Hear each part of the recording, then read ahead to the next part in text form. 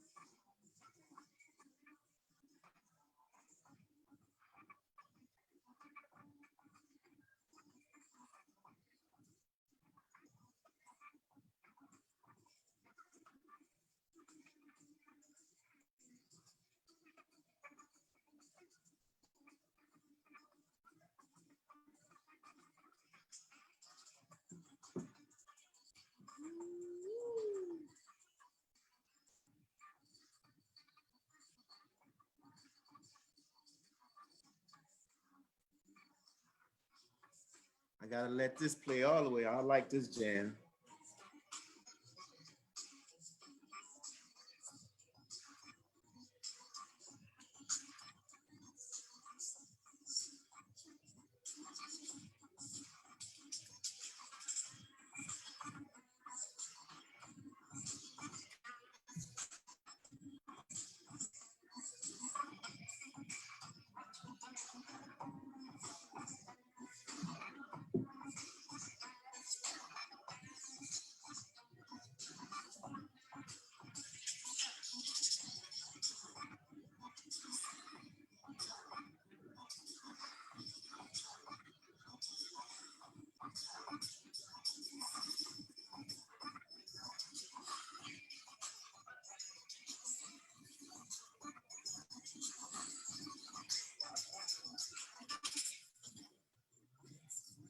Yo, come back to this. Come back to this. Welcome everybody. Welcome everybody who's here. We thank you for joining in. I didn't realize how much just that playing that song made me realize how much I liked that and how we wore it out. Well, we wore that song out in this household and definitely in our city. But thank everybody who's here, and we thank you for joining us. And what we are, who we have with us today, we have with us our sister Akila Nehanda, and you are going to hear her give her testimony and her views on music and different things based upon the questions that we asked. But please share this on your social media accounts, Facebook.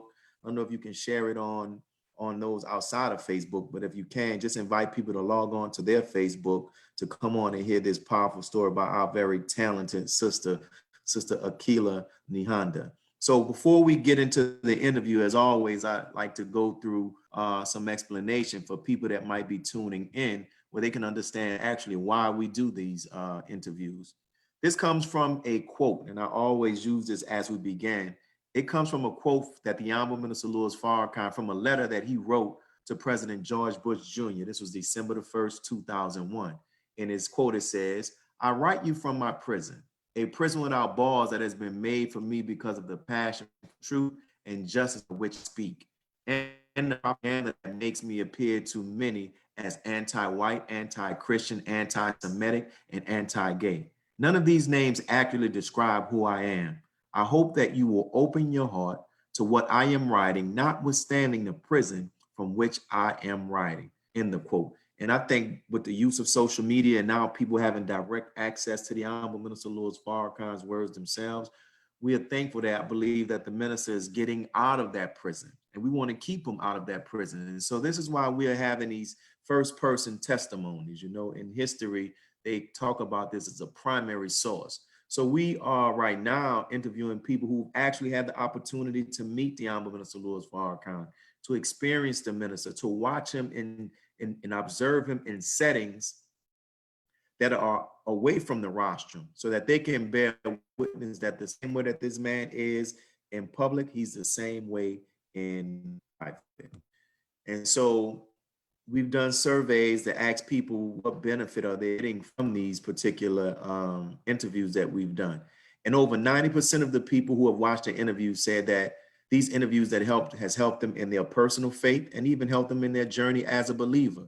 And then 90% said that it has also given them a greater understanding of the Honorable Minister Louis Farrakhan. And that's one of the things that we are striving to actually do, family. So one of the people said in the feedback from the survey, they said the testimonials has helped me in the understanding of the Honorable Minister Louis Farrakhan on how to never give up and keep striving for excellence, no matter how hard life gets. And that's the thing. You know, the Honorable Elijah Muhammad said that Minister Farrakhan would get all of his people and get us to the other side of the river. You know, this walk and striving to be a Muslim is, we're going to have our ups and our downs. But the thing is, can we get up and can we continue to keep moving forward? We say, according to the Bible, it says that the dragon was defeated by the blood of the Lamb and the power of their testimony. So we want the lives of the people that we have as guests to inspire the listeners, those who are watching it live, and even those who come back and watch it on the rebroadcast. I'll pass this one up. Oh, we encourage you to go and subscribe to our YouTube page at Mosque46AV, and also our Instagram page at Mosque_46. We would love you to be one of our subscribers and followers, where you can be exposed to the content that we're posting on our YouTube page and even on the Instagram page to find out what's happening in our city. If you subscribe to our YouTube page, this is one of the benefits or gifts that you have access to, where you can see this playlist that we've put together featuring the Honorable Minister Louis Farrakhan, his words that will help you to defend his character and the Nation of Islam against these false charges of us being anti-Semites. And we are also in the process, we're still adding videos to this one. This is with the Honorable Minister Louis Farrakhan, where he's giving his insight about the Malcolm X controversy. And we have an interview with Brother Demetric Muhammad, who recently wrote a book about this very critical history within the Nation of Islam. That's why you have to subscribe, brothers and sisters. If you are in need of prayer because you or your family member have been impacted by COVID, or you just in need of prayer, as we all are, please submit your name via email or reach out to us on social media so that we can say a prayer on the behalf of you and your family during this time. In addition to that, we're in the process of working to pay off our mortgage. And you can help us by doing that by making a small contribution via Cash App at $Mosque46. And also you can go to our GoFundMe page where you can make a donation. Whatever you can give, we would appreciate it. But if you happen to hit that lottery on yesterday, please bless us. And while we're talking about that, inshallah, on next Saturday at 6 p.m., we are scheduled to have a Mosque 46 mortgage virtual fundraiser, basically a virtual fundraiser where we're going to strive to raise money to pay off our mortgage. So make sure that you are here to participate, and we will greatly appreciate that. And inshallah, our next Sunday, our next guest is going to be our brother Kenny Muhammad, not the human beatbox, but the human orchestra. And the theme of all of this that we've had for this month of September are those who are the Nation of Islam or supporters of the Nation of Islam who are engaged in some shape or form with music, with talent, right? And brother, the human orchestra. So make sure you spread the word. But today, brothers and sisters, as I said, this is who we have with us. We have our sister Akila Nehanda. I'm saying your name right. Let me stop sharing the screen and we can get to this interview. All right, my sister. Unmute. Assalamu alaikum. Wa alaikum salam. Assalamu alaikum. Can you hear me? Yes, You sir. see what I'm repping, right? I never got a chance to I wanted to get me some sneakers that had gold to match with it, but I didn't have the chance to get it. The shirt is still fresh, so I may still have an opportunity to go and actually do that. So how are you this morning? Great, and the shirt looks awesome on you. Well made, man. striving to be. So we'll get straight to it. And the first question that we will ask I want to ask is, how does it feel to be a mother? Ooh, it is one of the greatest things that I've ever accomplished as far as giving birth. The reason why I love being a mother is because it gives me something. I know this sounds weird, but it gives me something to do.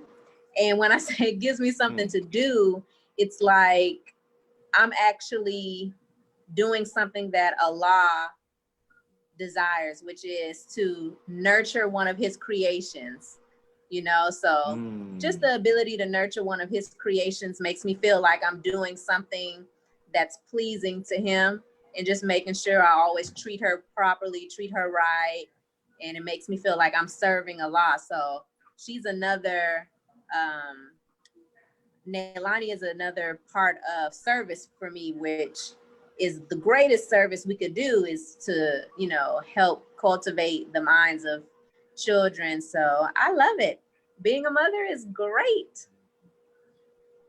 And in addition to being a mother, congratulations, you're a wife as well. Give your husband the greetings as well. I'll send him our love.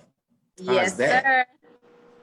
And that's also, being a wife is also something that's beautiful, because the process basically it shows you things about yourself that you didn't know, and it's bringing things out of me that I didn't know was there as well. And it's showing me a lot of patience, like teaching myself and growing into patience. So the whole marriage thing is, for me, is really about learning yourself and the other person, but really about learning yourself. That is true. And you said your daughter's name is Lee. Pronounce it again. Neilani. And what is the I'm big on when I see the believers having children and they give them names, I'm big on finding out what's the child's name, what the name means. So what is the meaning of the name, and why did you select that particular meaning? So the meaning of the name is serenity of the heavens. And basically it means peace. And I was actually on Facebook, and a sister that I went to middle school with, she had a baby and she named her Neilani. And I looked at the name. This was before I even knew I was pregnant.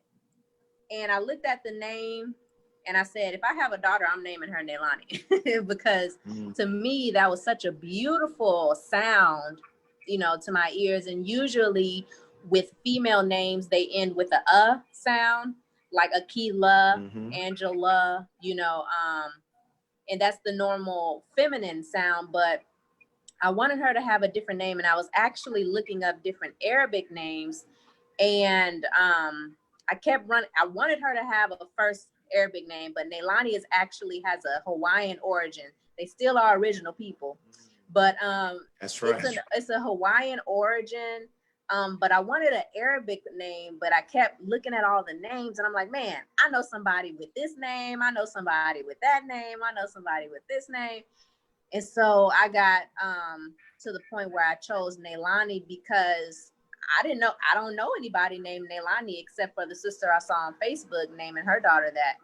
And so I wanted her to have something unique, but I wanted her to have something that also had a meaning that was very, to me, Islamic. It was still Islamic because it means peace. So that's it. That is it. In preparation for this interview, I found out in an online article about you that you actually attended the High School for Performing Visual Arts in Houston. So how was that experience? The performing and visual arts was probably one of the best times in my life because HSPVA, also Beyonce went there for a little bit. What? Yes.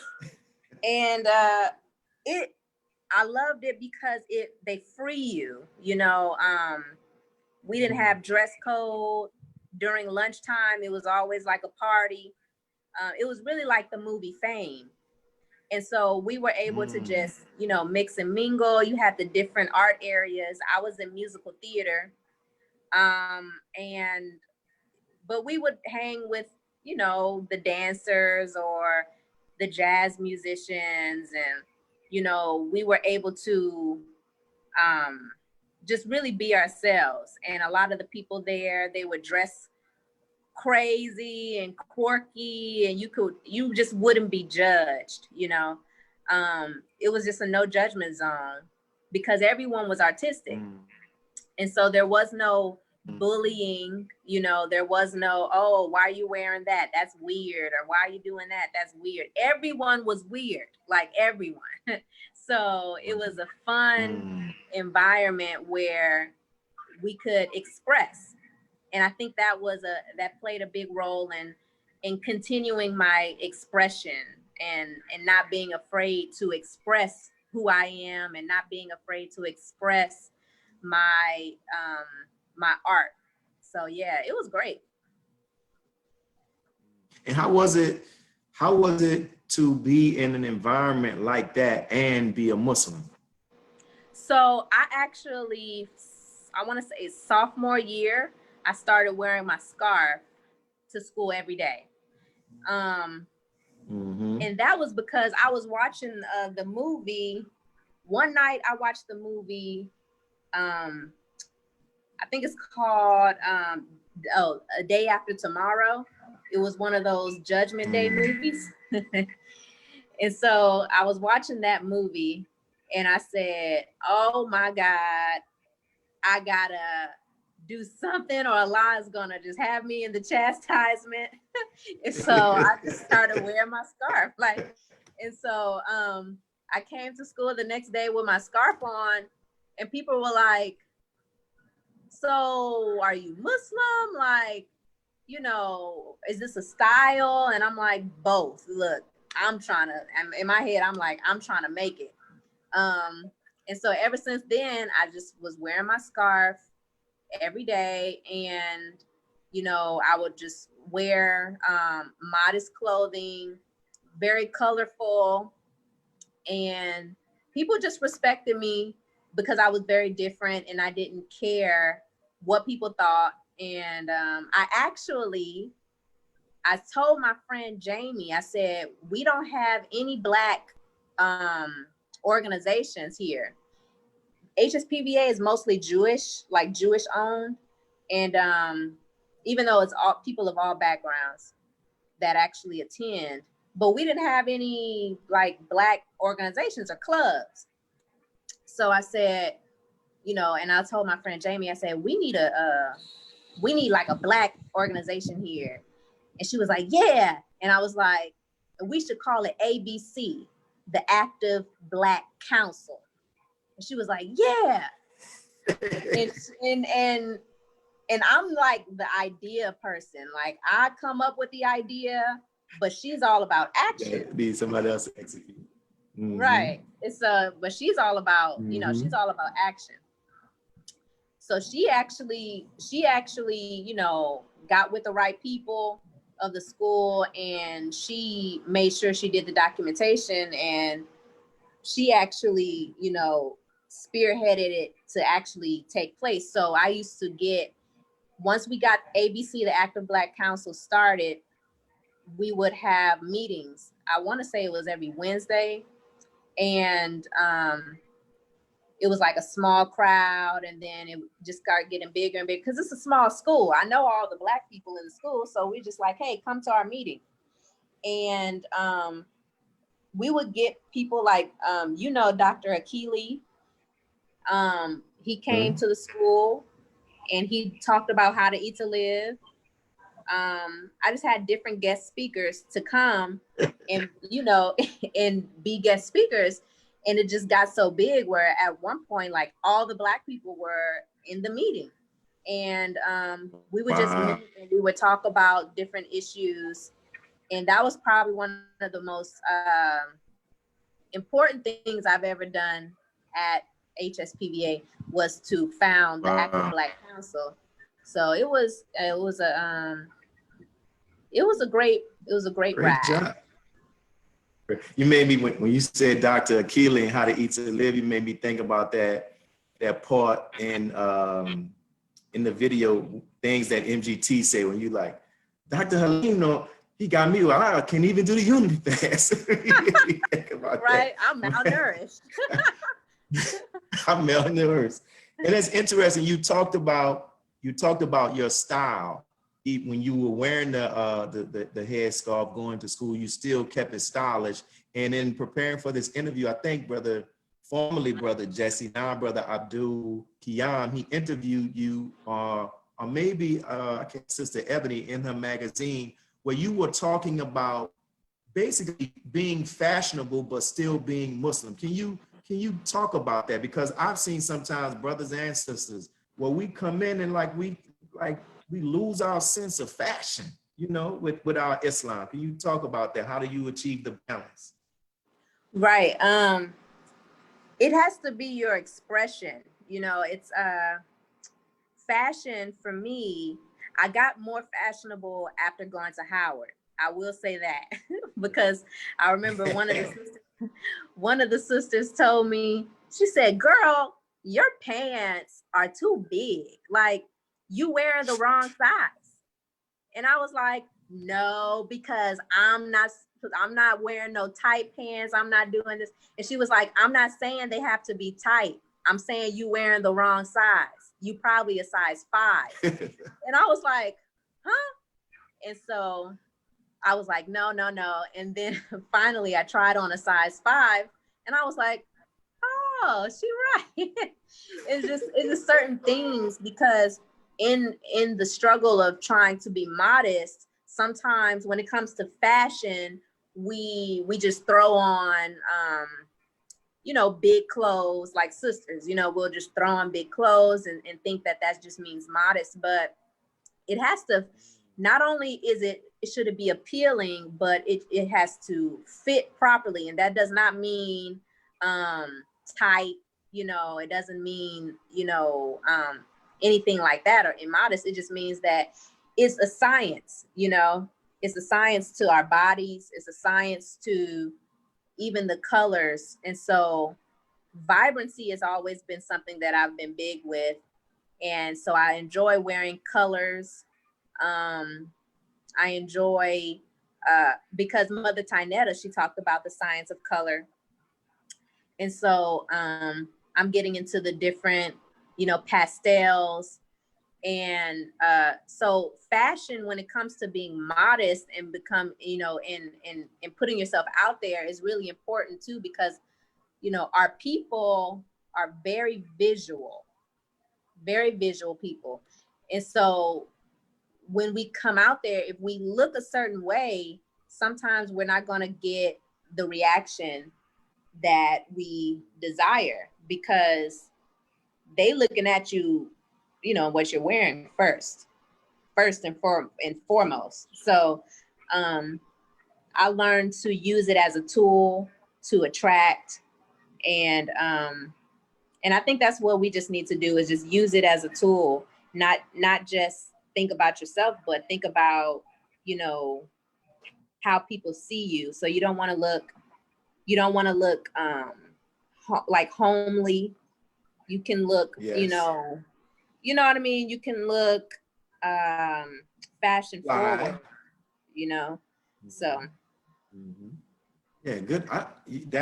I like your response, because it shows that it's just another way that we can minister as well. You know, to show people that, listen, you can still be fly and still serve God. So that is something that is good. You mentioned Howard, and that's one of the, I always, when I watch Breakfast Club, there's always a debate about Howard and Hampton, right? And I had the opportunity to go and visit the campus of Howard when we were up there for the 10-10-15. What made you select Howard, and what was that experience like? Well, my Uncle Gary, he does a lot out there in DC, and he is very, he went to Tuskegee. My mother went to TSU. My father went to Prairie View. And so I knew I was going to go to a HBCU.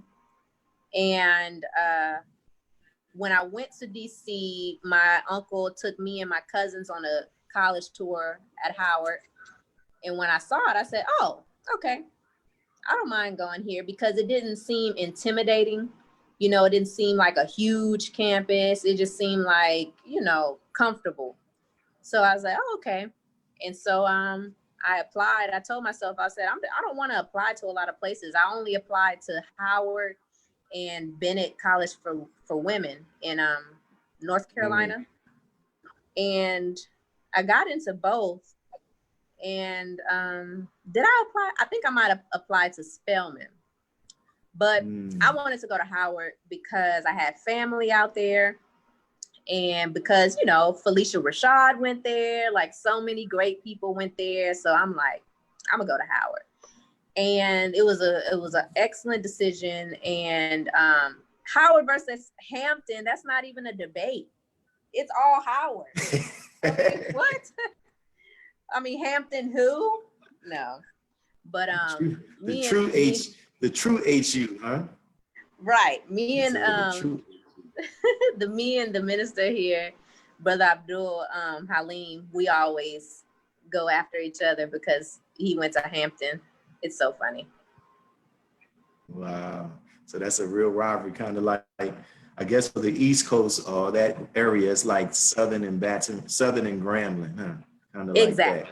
Yo, my family not huge. You know, we're huge fans of your music. Huge fans. Listen, and I'm just huge fans. When we play everything. Ooh, that CD, we wore it out. And then I saw last night that some of your stuff is on Tidal. So now I'm about to be wearing that out. I saw some of your music is on Tidal, right? Praise be to Allah. So Paradigm. I'm about to wear that out. Is on Tidal.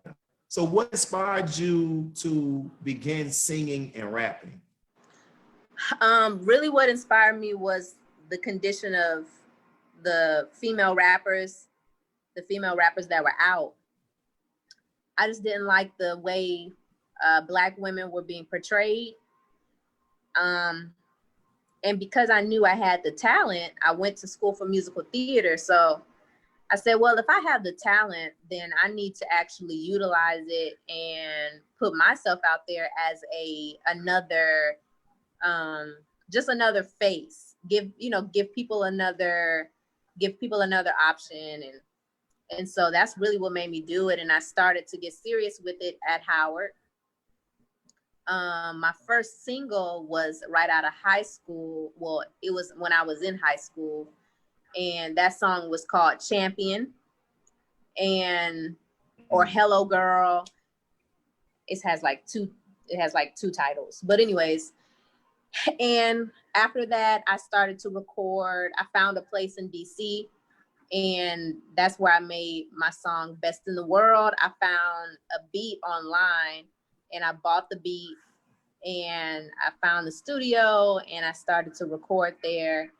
And like ever since then, I just started to record different songs. And so that's what made me really want to start. I wanted to start singing. I wanted to start rapping because I just didn't like what was out, really. And I always believed that, that Gandhi saying, be the change that you want to see. So I said, well, I got to do something. It's like, I can't just sit on this and complain about other people. Some people, they complain about stuff, but if you have the talent to do something about it, then there should be no complaints. Just go ahead and be the other option. Yo, and see that what you said is what many of us need to understand. Like, don't just complain about it, try to do something. And most people end up staying in that complaining stage. So I know, like I said, your music had and has an impact on me, my daughters, and my family. And I can imagine when you were traveling all around the country that you came into contact with people who talked about how your music impacted them. Can you share some of those experiences? Some of the best experience I've had was all the little girls. There's so many little girls that I've met all over the country when I would go and do performances, and a lot of times at different mosques, or just different places. Even in Houston, I will perform. It's the little girls that are always the ones who, well, everybody likes the music, but the most impactful are when the girls try to, this one group of girls, they actually reenacted the entire video. Like, they actually did a whole We Out Here video. They dressed up. It was just so cute. And I met a lot of girls who said that they, they look up to me and they follow me very closely. Little girls in California, little girls in like Tennessee, like just different places that I've met, and they really, really honor me. And they, to see their faces light up when they see me, like I'm their Beyonce. It's just like, it's so awesome to be able to experience that and be covered, you know what I mean? And to be a different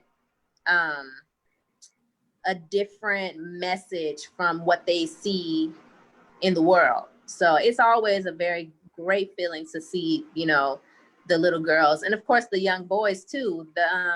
We have some brothers some FOI who work at a group home, and they play my stuff for the boys at the boy group home.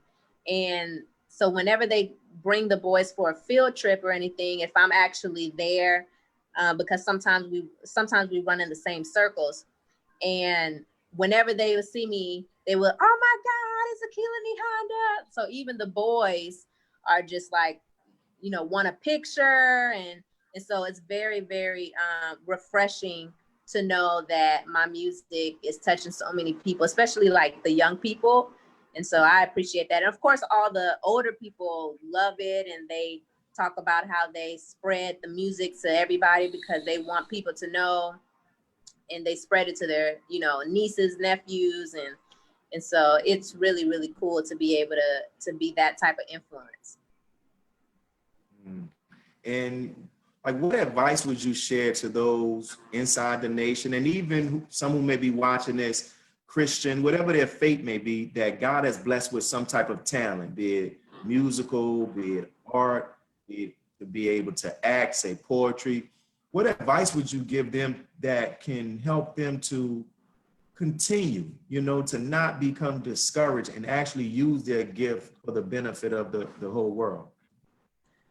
I would say just, the thing that keeps me encouraged is to understand that you're not going to be fully happy unless you're doing the thing that God wants to use you for.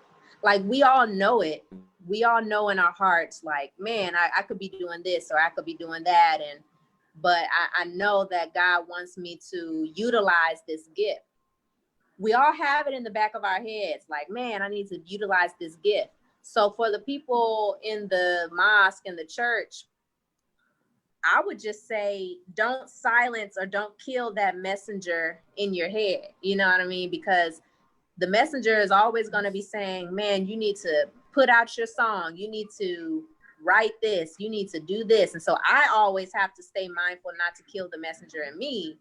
My biggest thing is not necessarily killing the messenger, but it's procrastination. it's like, okay, I can write this later, or I can do this later. And it's like, well, you know, how much time do you really think that you have? Like, in the world, the trends are, I mean, moving fast. So you might say, oh, I want to put this out. This is something that I'm actually experiencing, because I'm writing a song right now that I was going to put out, and I'm still going to put it out, but it has a lot of things that's going on. It has a lot of things that's going on right now. And so many things keep happening that it's like, okay, I got to put this out immediately, because it's like on to the next topic. So you have to be able to nowadays act on those thoughts, act on the thoughts that you have about, you know, doing your music. And there's nobody like you. So it's not about, oh, well, so-and-so is doing this. And, you know, it's not about that. It's about, who are you? You know, you're special, you're unique, and Allah, God, is going to always give you something that no one else has. So that's what I would say. Yo, and I'm telling you, sis, you have a gift and you have a talent, you know, and you know, sometimes I in my time of being in the nation, I bought a lot of CDs, right? But when I heard yours, the first one, the first album, the second album, I mean, we were able to listen to them straight through.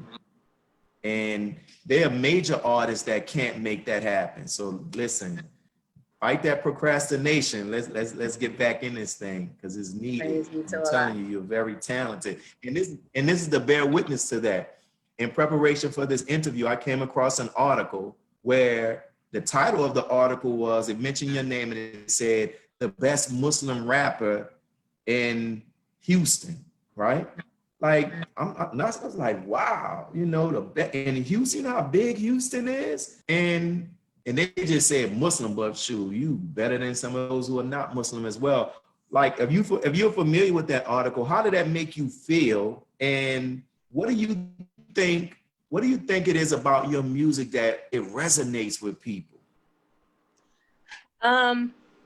Praise be to Allah, because it was somebody who reached out to me who works for Noisy. Noisy is a very popular, I guess you could say, publication.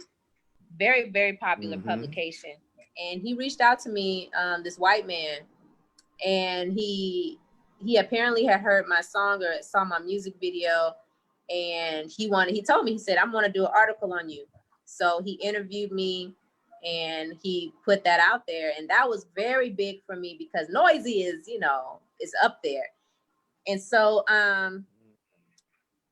it definitely gave me a push, you know, because it showed me that Allah can really take you places and really link you into things that you didn't even know that you could actually, I guess you could say, do by yourself.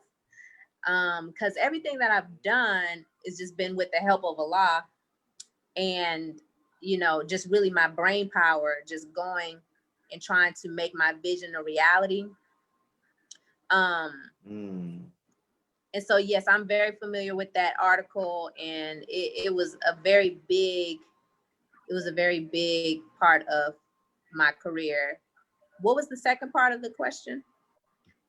And why do you think like your music resonates with people? You know, because I'm trying to say this and not offend anybody, but you know, like sometimes people will just put an excerpt of the album of Louis Farrakhan on their song, or the title, something Nation of Islam related, and they're dealing with it's conscious lyrics, but to be honest, it doesn't thump. But with you were able to do that and produce good music, and it resonated. So why do you think it resonates with people like that? Praise be to Allah. I've been around the world. My mother works for the airlines, and she made sure that I traveled all around the world. And she's the music head. She's the music person that I got it from. And I've listened to all types of music. And because I have an ear, I know a really good beat when I hear one. I listen to, you know, classic rock. I listen to hip hop. I listen to reggae. I love reggae. And so just different type of music and different type of sounds from all over the world. I kind of have a universal ear. And so because I have a universal ear, I can kind of pinpoint what a lot of people or what most people would like. And it's rarely, you know, a hit or miss. Usually I get it, because I think that if you have a universal ear, then it's easier to satisfy more customers or satisfy more, you know, listeners. And I always try to listen for the beat first. I usually choose the beat and then I write, because to me the beat is so important that if you, like you said, if you have really good lyrics, but if the beat, like you said, if the beat don't hit, it's just kind of like, okay, garbage. Yeah. And so you could be saying the greatest stuff in the world, but if the beat don't hit, it's like, okay, well, it's not something I would want to put on repeat, you know? So yeah, and that is that, and what you said, and I can see that with that explanation, selecting the right beat is so important. You were one of the artists that participated in the hip hop detox that took place maybe 2-3 years ago. How was that experience? Whew, that was another highlight of my life, because that was the first time I actually got to sit in the minister's presence for that long. Like, I had sat with the minister before, when I was at Howard, but it wasn't to speak to each other. It was because Brother Jaleel, he was the president of our NOISA. When the minister came to Howard and he did an NAACP event, he was the main speaker. Brother Jaleel told me, he said, do you want to sit inside? Because we were working. And I'm like, yeah. And it was a dinner too. So I'm like, I get to eat too. And so I was sitting in one of the tables, and then Sister Claudette, I was sitting at the table with Brother Ishmael, the president of the NAACP at the time, some other people. And then Sister Claudette tapped me. Well, she basically said, we're going to move you. It was either Sister Claudette or Sister Brenda. It said, we're going to move you to this table. But I'm the youngest one in the room. And so they moved me to this table, and then the minister walks in, and that's the table that the minister sat at. And so I'm looking like, oh, so they wanted me to sit there because I was the youngest person in the room. And they say that the minister always wants to be around youth. And so I said, okay, well, this is crazy how I end up sitting at the table with the minister. And it was like one of those round dinner tables, because it was like a banquet. It was in a small room at a hotel. And so I was sitting there. This was my first like full encounter with the minister. Of, you know, the first encounter was when I was like 10, and me, my mom, and another sister, we were driving through Chicago during Savior's Day, and we went to the palace. We wanted to see what it looked like. And the minister was literally driving like right next to us. And we were like, that's the minister. So we start, like, my mom just like starts like speeding next to him. And finally we caught up to him because we stopped at a stop sign. And so we were just looking at her. So she honked the horn. And now she says, she was like, I feel so bad. I honked at the minister. But anyway, she honked the horn, and he looked over, and he bowed to us, and I was in the back seat, and I was just like, I was so shocked that I didn't even like peek. I didn't even like poke my head in the front seat to be like, hey, I'm back here too. I was just so shocked. I was just looking at him like, whoa. So that was my first time ever being that close to him. The second time was at this NAACP banquet. I was sitting with the minister, and they said, this sister, she's a third year student at Howard, and I guess he didn't really hear them correctly. And so he was like, say that again. And she was like, she's a third year student at Howard.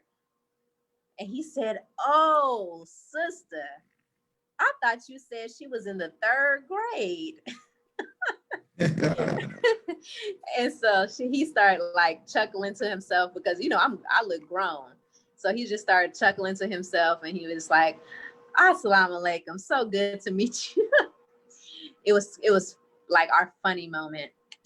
And so then we were sitting at the table, and, you know, the speaker, whoever was speaking. And all of a sudden, it was really, really low, but I knew I heard some music. And so I'm looking around at the table, and then I look at the minister, and he's like humming, but he's humming really, really low. Like, I feel like I'm the only one at the table that could hear him humming, like, you know. And so I guess maybe our music minds. So I just tuned up on it. And so I looked at him, and he was just humming to himself while the speaker was speaking. He was just, you know, just humming, but so soft that I literally feel like I was the only person who heard him. And so that was that. So for the hip hop detox, and for that same experience, when the minister actually got up to speak, at one point he was trying to think of a word. You know how people in the audience sometimes feed him a word that he's trying to think of? He was saying something, and I'm standing up, you know, like it was like one of those high moments, and everybody's like standing up, and I'm standing up, and he said something, and I could tell that he was looking for the word, and he was looking for the word Michelle Obama. So he was talking, and then he said something, and he was looking for the word, and I was like, Michelle. And he was like, Michelle. And I was like, like I fed him a word. Oh, I was so excited. It just naturally happened. I was just like, Michelle, you know, I was just in the moment, and he heard me say that, and he finished his sentence. So that was so cool to me. That was so cool. So back to the hip hop detox. Oh, go ahead. Yeah.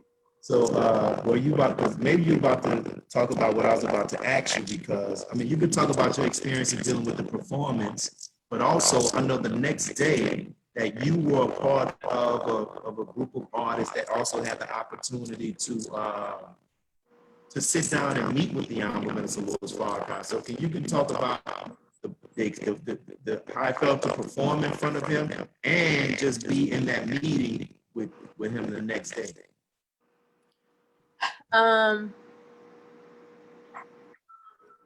So I was literally the person right after he left. So, okay, we have been performing all night for the hip hop detox.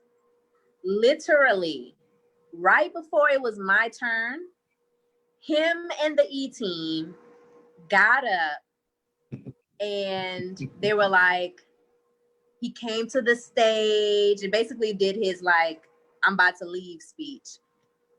And I was like, are you kidding? No. I was just like, man.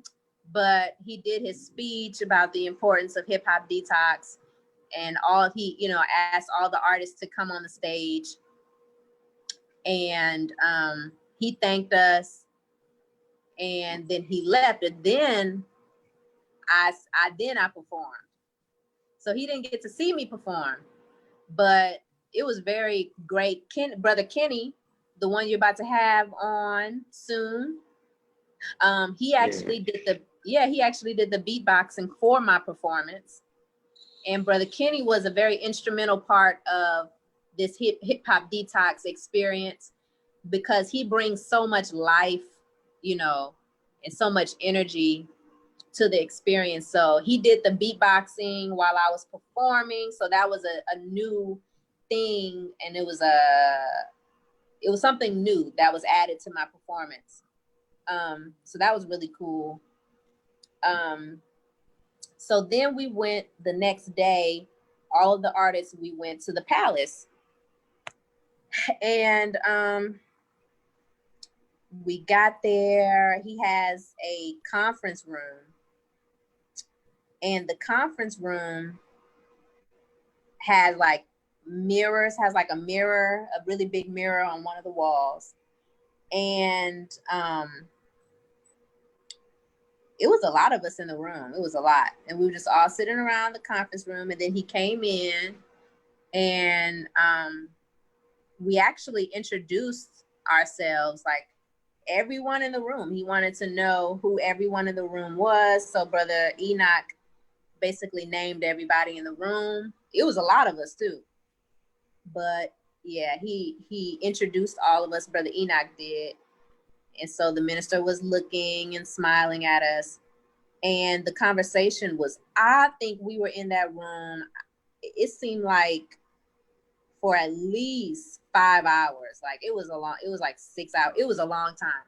It was hours of just listening to him talk, and him listening to us, him asking us questions. And one of the things that he said was very important was our lyrics.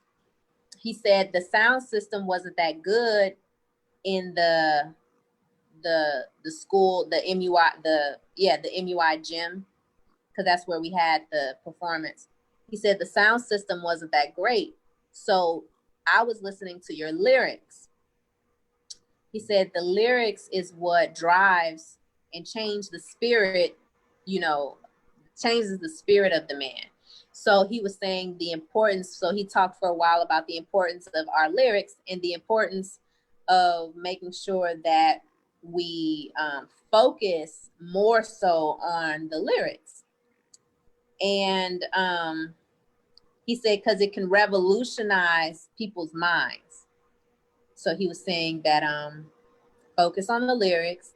He started giving us history lessons on how it used to be in the first, and how he was talking about in New York, how the brothers, they would post up on different parts of the corner. Like they'll have different parts of New York. They'll have one brother posted there, and maybe another brother, and then some other brothers posted at another corner and another corner and another corner. And he said that they would utilize the word and the teachings to attract and draw crowds. And so they would be speaking, and they might have a bullhorn, or they'll just start talking to one person. And then over time, more and more people will come. He said there will be crowds of, like big crowds all over the city. And they would strategically do this in order to fish our people. And I thought, wow, I just love that. So I love hearing about the history. And he gave us all an opportunity to ask him questions. I asked him a question. My question was about, and I was able to also thank him for all that he's done and thank him for, everything. My question was about the woman in hip hop, and what does he think that our role is? And he was saying that he wants us to dress the part. Really, he was basically saying that our sisters are so beautiful, the ones who are out now. Back then it was Nicki Minaj was bigger, of course, back then, that was her prime time. So, you know, so he was saying, you know, Nicki Minaj is so beautiful, Beyonce, they are beautiful, but the act of covering is a ministry. So he was saying that the sisters, you know, in music and in hip hop, he said that if you just look like yourself, if you look like a Muslim, you're going to attract, because the world wants something opposite. So he was saying, just, you know, be yourself and, you know, wear your righteous clothing. You know, he was saying you don't have to be full out headpiece, but he said, he gave examples of people like Ella Fitzgerald. He gave examples of like women back in the day that who wore very elegant style clothing. And so he gave examples. He gave a lot of examples of sisters back in the day and how they looked very decent. They looked very dignified. And so he started talking about how the enemy started pulling our clothes off. And he basically said that the way to go now, if, you know, there's a sister interested in doing music, is basically to look the part, you know. So that was his answer to my question. He said so much. I'm just going off of the top of my head. And even with like Brother Kenny, he asked a lot of good questions. But yeah, it was an amazing experience. Even so in that, no, go ahead. Even. Oh, Mother Khadijah, she actually came in the room at one point, and he was like, "I'm almost done," and and she rolled her eyes. She was like, and so we all started laughing, and it was really funny. And even at one point, it's so interesting because when I was there, at one point, there was a door that was behind him to his left, and you could see, I guess it was attached to the garage maybe, and you could see some of his grandchildren and his children like come through the door, and like they were kind of like talking to each other, and then they were coming through the door. They had like the leather jackets on, and then they saw that he was having a meeting with a lot of people, so they got, they stopped, they got quiet, and they just was kind of bowing to us. But when that happened, I thought about the Jacksons, and I was like, man, and it just seemed like I was at, and it's not, I seemed like I was in the home of a royal family. And so it just reminded me of like the Jacksons, like Michael Jackson and his brothers. And it was just like, wow, like it was just really impactful to see the entire atmosphere. And you mentioned how the meeting went on from almost like 5 to 6 hours. And I could imagine you were observing the Honorable Minister Louis Farrakhan. During that time, like like even when he's not speaking, he's speaking. What were some of the qualities of the Honorable Minister Louis Farrakhan that stood out to you during that meeting? He wanted to hear what we had to say genuinely. He really wanted our input, and it was a lot of us in that room. And he didn't care that it was a lot of people. He really wanted to hear from, if he could have heard from everybody, he would have. He wanted to hear. He was very, he listens very, very well when it comes to when people are speaking. He's really, really listening deeply. What else?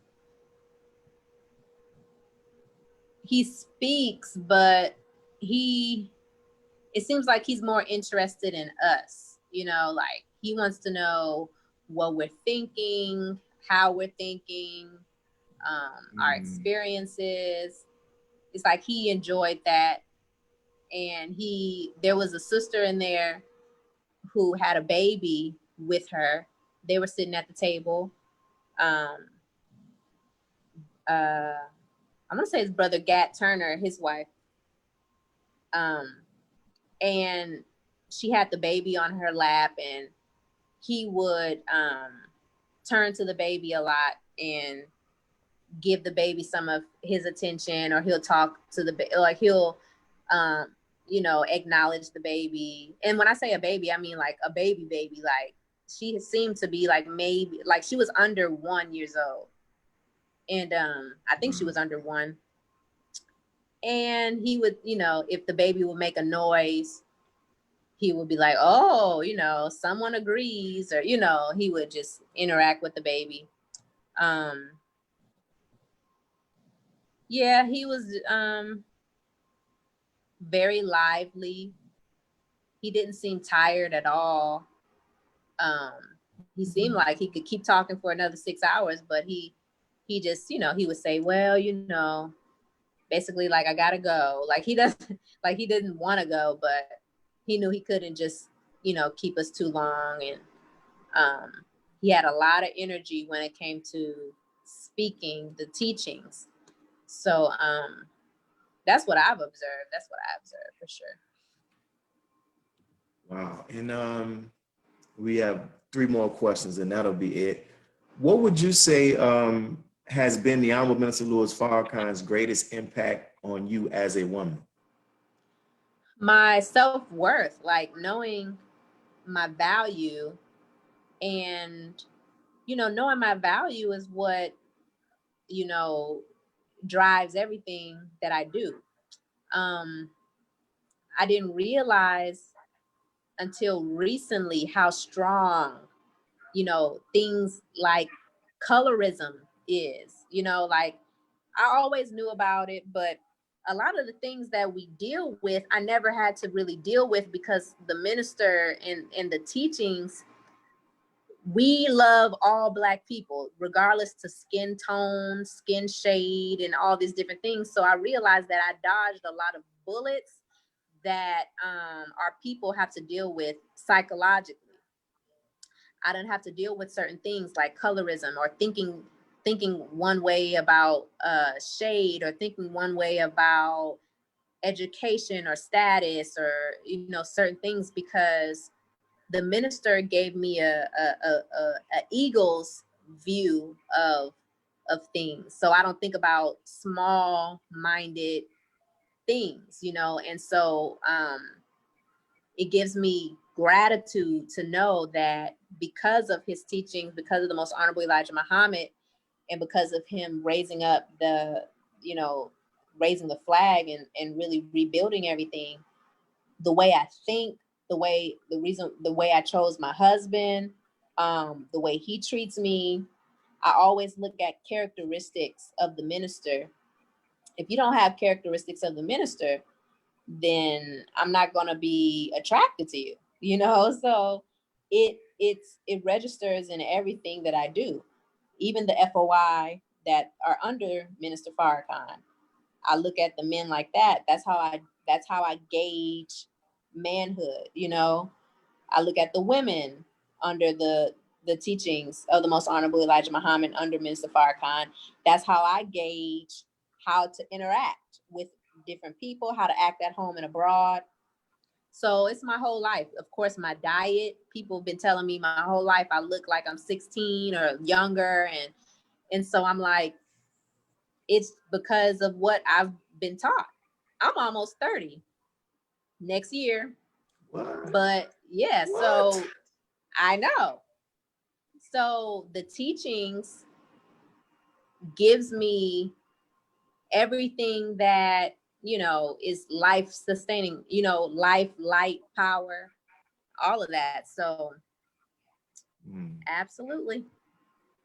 And these last 2 questions, I saw that you have also, in addition to the music, you've also created a cartoon called Keisha, right? Yes, sir. So what 2 questions, what inspired you to create the cartoon, and what do you hope to accomplish with it?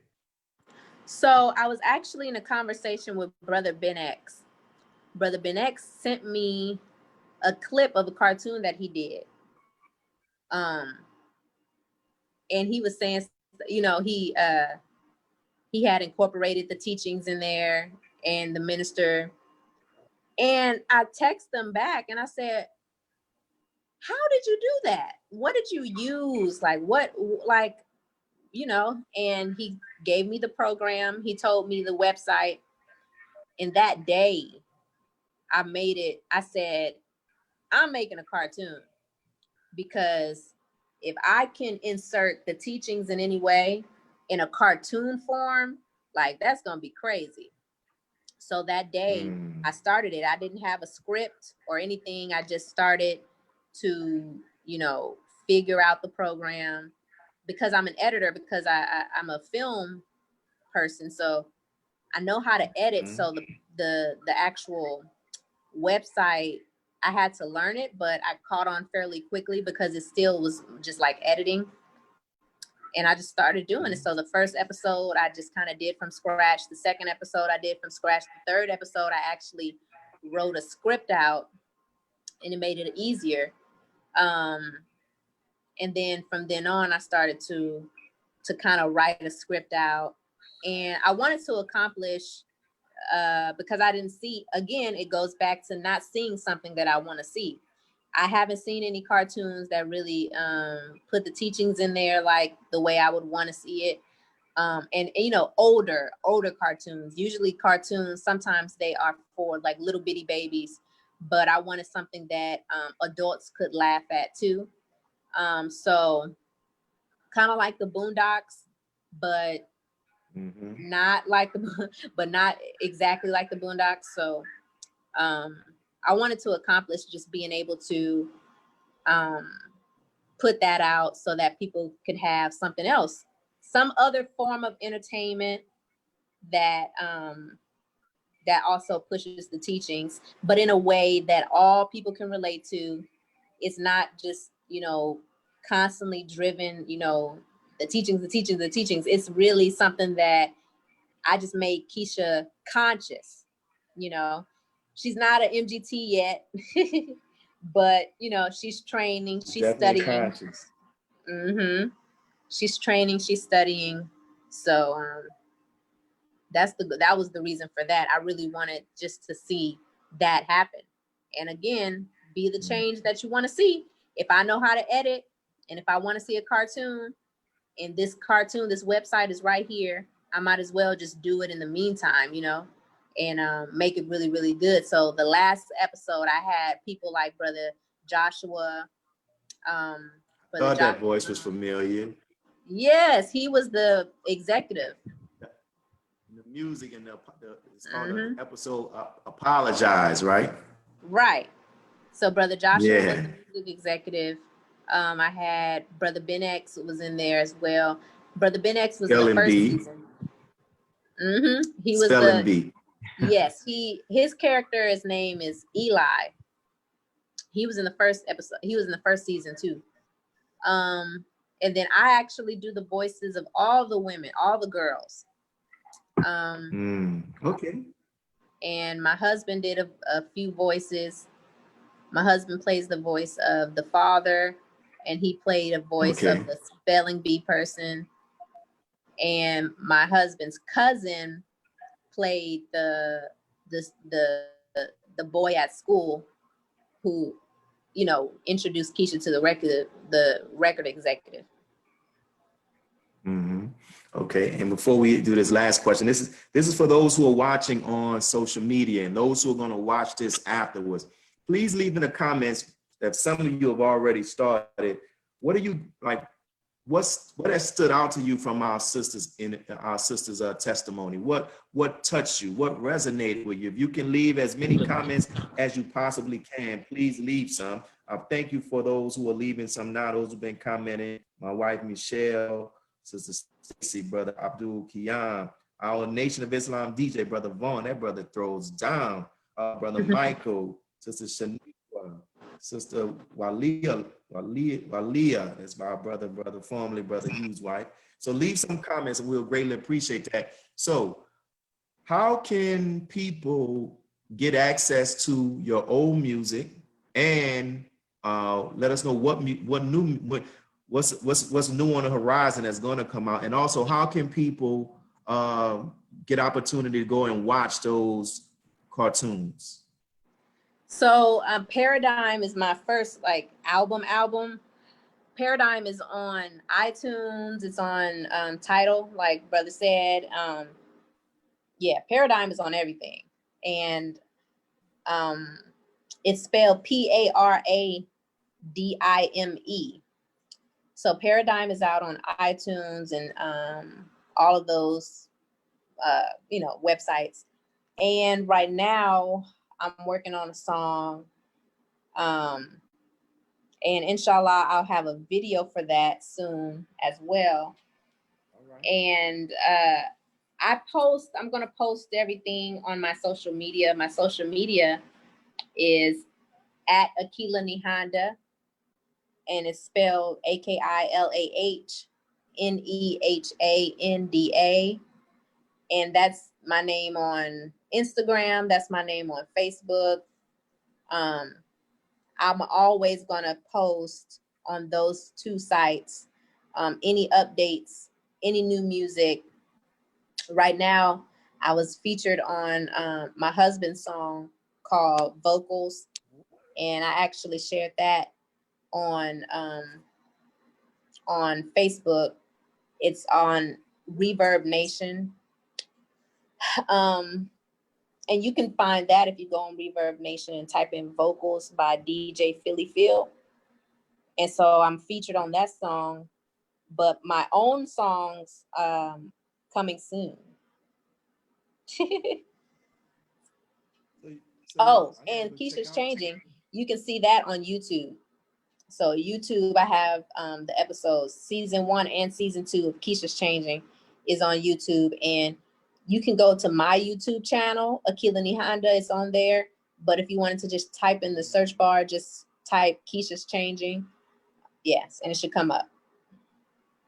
Wow. And so your husband raps, he sings? I got to check that out.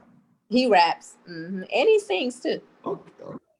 Okay. And you said that link is on your Facebook page. I'm going to check that out. And I was watching the interview that you was actually interviewing brother Joshua. It was a very interesting discussion about being judgmental and people hitting like on these sisters' pages and all of that type of stuff that's not dressed properly. But you had mentioned where, and I saw the headlines, but I didn't read the article, when they had all of the flack about Cardi B in the WAP video. And one of her responses to it, she said that you all are upset at us, but there are conscious artists out here that you all don't even listen to or don't even support, right? And so for those who are watching this, I'm encouraging you all to go to our sister's YouTube page, find the links, share them on your Facebook pages. Introduce, if you have young people who like the cartoons are very good. Share the cartoons, screenshot it, post it on your Instagram, ask people to go and watch it. We gotta support people like this. And our sister is on, I know for sure, the only streaming service I have is Tidal. I'd imagine she might be on Spotify and the others. We need to go and at least once a week, we need to listen, just go in there and stream her music and listen, but we need to blow it up. And I'm not just saying this because she's a Muslim.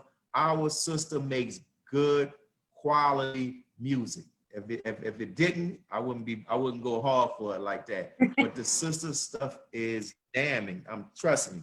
So we have to support sisters. So I'm going to be looking to see who's sharing her YouTube videos and this stuff and support it. So in the closing, is there anything that you wanted to share that you didn't get the opportunity to share because I didn't ask the right question? Is there anything?